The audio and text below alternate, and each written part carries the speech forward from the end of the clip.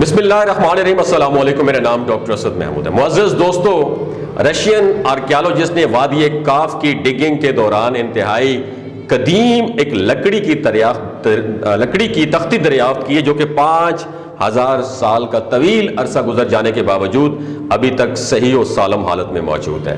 نہ صرف یہ تختی اتنے ہزار برس گزر جانے کے باوجود درست حالت میں موجود ہے، بلکہ اس پر کندہ کیا گیا ایک حیرت انگیز نشان اور اس نشان پر لکھے گئے 5 بابرکت نام اپنی اصل حالت میں موجود ہیں۔ نامعلوم زبان میں لکھے گئے یہ 5 نام اور ان کے نیچے تحریر کردہ ایک عبارت جس کا مفہوم کوئی بھی نہیں جانتا تھا، اس نے محکمہ آثار قدیمہ کے ماہرین کو حیرت اور پریشانی میں مبتلا کر دیا، کیونکہ ان تحریر کردہ ناموں میں ایک نام حضرت محمد مصطفیٰ صلی اللہ علیہ وآلہ وسلم کا تھا، جبکہ باقی 4 نام کس کے تھے اور اس کندہ کی گئی تحریر کا مطلب کیا تھا کوئی نہیں جانتا تھا۔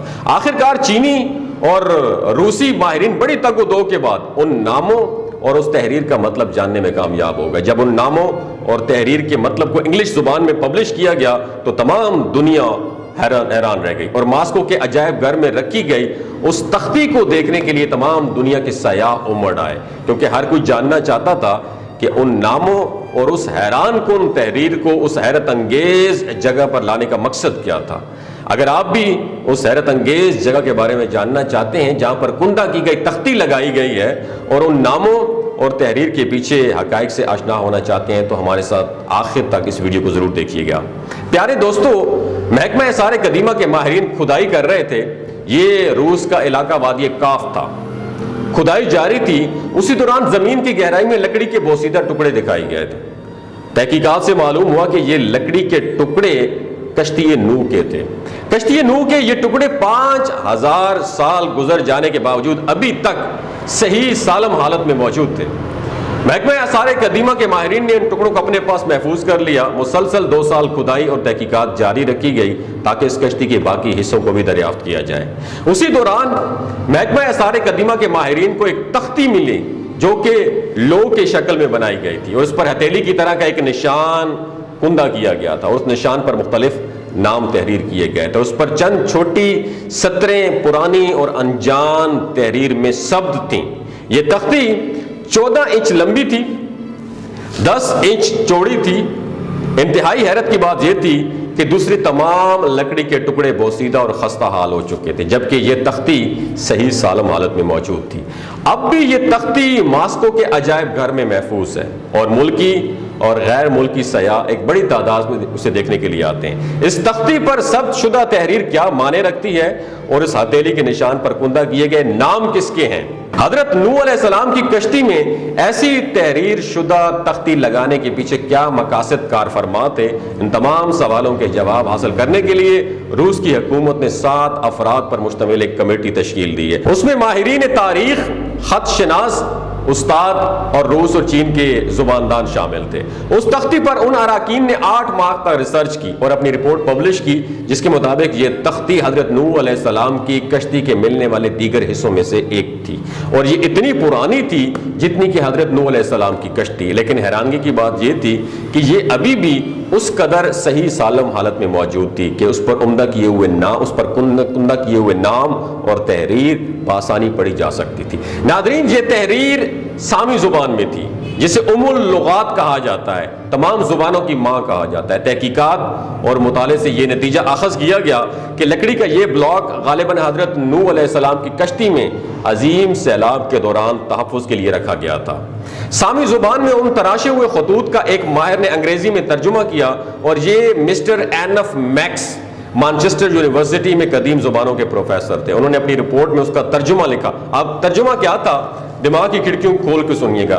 ترجمہ اس نے یہ لکھا: اے میرے خدا، میرے مددگار، تیری مہربانی اور رحمت میری مدد کر اور ان جو مقدس نام ہیں، مقدس ہستیوں کی خاطر، نام محمد، ایلیا، شاپر، شیپر اور فاطمہ جو عظیم اور بابرکت ہیں، کائنات ان کی خاطر موجود ہے، صرف آپ ہی کر سکتے ہیں، ہمیں سیدھا رستے پر چلا۔ پیارے ساتھیوں، یہ تو اس کا ترجمہ تھا۔ یقیناً آپ سوچ رہے ہوں گے کہ محمد مصطفیٰ صلی اللہ علیہ وسلم کے ساتھ لکھے گئے یہ 3 نام ایلیا، شاپر اور شیپر یہ کس کے نام ہیں؟ تو آپ کو بتاتے چلیں کہ ایلیا سامی زبان میں علی کو کہتے ہیں، جبکہ دوسرے دو ناموں کا مطلب حسن اور حسین ہیں۔ جیسا کہ اس تحریر کے الفاظ سے ظاہر ہے کہ حضرت نوح علیہ السلام کی کشتی میں اس تحریر کی گئی تختی کو لگانے کا مقصد محبوب خدا حضرت محمد مصطفیٰ صلی اللہ علیہ وسلم کے نام کی برکت سے اللہ تعالیٰ کی مدد اور حفاظت کو حاصل کرنا تھا۔ دوسرے الفاظ میں آپ آسان الفاظ میں کہہ سکتے ہیں کہ اللہ کی محبوب اور پسندیدہ ترین ہستی حضرت محمد مصطفیٰ صلی اللہ علیہ وسلم اور اس کی محبوب اہل بیت حضرت فاطمہ الزہرا رضی اللہ تعالی عنہا، حضرت علی رضی اللہ تعالی عنہ، حضرت حسن رضی اللہ تعالی عنہ، حضرت حسین رضی اللہ تعالی عنہ کا حوالہ دے کر اس کشتی کی حفاظت اور مدد کے لیے اللہ تعالیٰ کی خصوصی عنایت اور رحمتوں کی دعا کرنا تھا۔ اللہ رب العزت نے انسان کی رہنمائی اور اصلاح کے لیے دنیا میں 1,24,000 پیغمبر اور انبیاء مبعوث فرمائے، جنہوں نے اللہ کی وحدانیت اور احکامات لوگوں تک پہنچائے۔ ان پیغمبروں اور انبیاء نے اللہ کی جانب سے ملنے والے احکامات اور تعلیمات کو دنیا میں بسنے والے لوگوں تک پہنچایا اور خدائے رب ذوالجلال کی عبادت کا درس دیا۔ دنیا میں بھیجے جانے والے انبیاء کی طویل داستان ہے، جنہوں نے لوگوں کو صراط مستقیم پر لانے کی ان تک سٹرگل کی اور اللہ کا پیغام پہنچانے کی کوششیں کی۔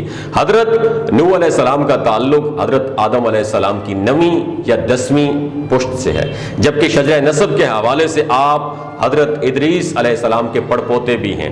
آپ علیہ السلام نے اپنی امت کے لوگوں کو حسن عقائد اور اصلاح اعمال کی طرف 900 سال تک موٹیویشن کی، جن میں سے صرف کتنے لوگ ایمان لائے؟ 80 لوگ ایمان لائے۔ دوستو، محققین کا کہنا ہے کہ حضرت نوح علیہ السلام نے عراق کے شہر رافدین میں تبلیغ کی، کیونکہ اس علاقے میں آپ کی موجودگی کے آثار ملتے ہیں، جبکہ اسی شہر کی تاریخ میں جس اصلاح پسند شخص کا ذکر ہے اس کے احوال حضرت نوح علیہ السلام سے ملتے ہیں۔ اسی طرح حضرت نوح علیہ السلام کے طوفان نوح کے آنے کے واقعے کی طرز پر اس علاقے میں عذاب کے آنے کے اثرات آج بھی موجود ہیں۔ اسی بنیاد پر مورخین نے بلاد الرافدین کو حضرت نوح علیہ السلام کا مسکن قرار دیا۔ جب حضرت نوح علیہ السلام اپنی قوم سے مایوس ہو گئے تو اللہ تعالیٰ نے حضرت نوح علیہ السلام کو کشتی بنانے کا آرڈر دیا، جو انہوں نے کشتی بنائی اور طوفان میں وہی کشتی اہل حق کو محفوظ رکھنے میں کام آئی، جبکہ دنیا کی جو لوگ بھی آپ کی تعلیمات پر ایمان نہیں لائے وہ تباہ ہو گئے۔ دوستو، چینی ماہرین کا کہنا ہے کہ وہ یقین کے ساتھ یہ بات کہہ سکتے ہیں کہ یہ کشتی نوح علیہ السلام کے استعمال میں رہنے والی کشتی ہے، جو انہوں نے 4800 سال قبل مسیح اللہ کے حکم سے بنائی تھی۔ مشہور جریدے کرسچن سائنس مانیٹر کے ماہرین کہتے ہیں کہ نوح علیہ السلام کی کشتی کے باقیات کوہ حرارت سے ملی ہے۔ یہ ایک چوٹی ہے جس کی اونچائی 14,000 فیٹ بلند ہے۔ حضرت نوح علیہ السلام کی کشتی 300 گز لمبی، 50 گز چوڑی اور 30 گز اونچی تھی، جو 8 ماہ 8 دن تک پانی پر تیرتی رہی اور 10 محرم الحرام کو جودی پہاڑ پر ٹھہری، اور پھر آپ علیہ السلام اپنی قوم کے ساتھ نیچے اترے، اور مسلم محققین کے مطابق کشتی کے رکنے کا مقام جودی پہاڑ تھا، جو کہ کوہ ارارت کا حصہ ہے۔ یہ علاقہ جزیرہ ابن عمر کے بالکل قریب واقع ہے۔ اس کشتی کی 3 منزلیں ہیں جو کئی میٹر برف کی نیچے دبی رہیں۔ مورخین کا یہ بھی کہنا ہے کہ جب پانی کم ہوا تو حضرت نوح علیہ السلام نے خسران شہر آباد فرمایا اور مسجد کی تعمیر کی، جسے سوانین کے نام سے جانا جاتا ہے۔ حضرت نوح علیہ السلام کا مزار مبارک جو ہے نا وہ لبنان میں واقع ہے۔ جی تو دوستو، آپ دوستوں کی رائے اس حوالے سے کیا کہتی ہے کمنٹ سیکشن میں ضرور بتائیے گا۔ انشاءاللہ آپ سے ملاقات ہوتی ہے بہت جلد اگلی ویڈیو میں، تب تک اپنا خیال رکھیے گا۔ اللہ حافظ، بہت شکریہ۔